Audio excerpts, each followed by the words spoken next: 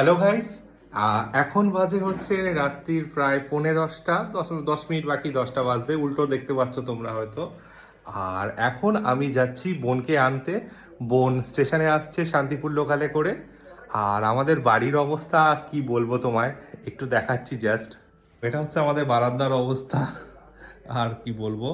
আর এইখানে দেখো, এটা হচ্ছে আমাদের ঠাকুর ঘর তৈরি হচ্ছে, অলমোস্ট মেকিং স্টেজে, প্রায় কমপ্লিট হয়ে গেছে।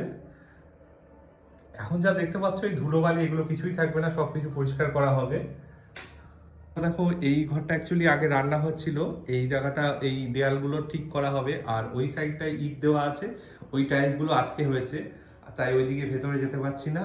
আর এই দেখো, এটা হচ্ছে আমাদের নতুন বাথরুমটা তৈরি হচ্ছে, এর ওয়াল টালিটা করতে এখনো বাকি আছে, নিচটা হয়ে গেছে, মানে এখনো ফিনিশিং গুলো বাকি আছে। আর এটার পুরো দেওয়ালের টালিটা করতে এখনো বাকি আছে।